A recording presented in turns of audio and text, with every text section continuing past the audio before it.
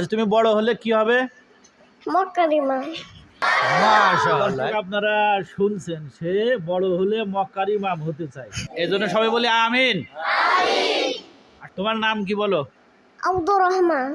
আসলে আমাদের প্রিয় নবী সাল্লাল্লাহু আলাইহি ওয়াসাল্লাম বলেন যে প্রত্যেক মানুষই ফিতরাতের উপর জন্মগ্রহণ করে, অতঃপর তার পিতা এবং মাতা তাকে হয় ইহুদি না হয় নাসারা বানায়।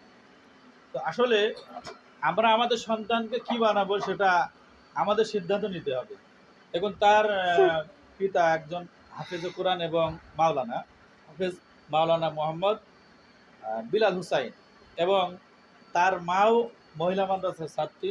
তাহলে পরিবার যদি ভালো হয় তাহলে সেই পরিবারের সন্তান ভালো হবে। আমরা সেটাই আজ প্রমাণ পাচ্ছি।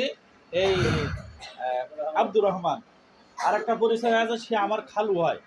সে যে আশা করছে যে কাবা শরীফের ইমাম হবে, এটা অনেক বড় আশা। আল্লাহ যেন তার পূরণ করে। আলহামদুলিল্লাহি রাব্বিল আলামিন আর রহমানির রহিম মালিকি ইয়াউমিদ্দিন মাগদুবি আলাইহিম ওয়ালাদ-দাল্লিন। সূরা আর রহমান পারো?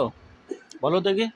আর রহমান আল্লামাল কুরআন খলাকাল ইনসান আল্লামাহুল বায়ান। শুনে শিখেছি। সূরার নাম আর রহমান, আর তোমার নাম আব্দুর রহমান। আচ্ছা, তুমি বড় হলে কি হবে? মক্কার ইমাম। মাশাআল্লাহ, সবাই বলি মাশাআল্লাহ।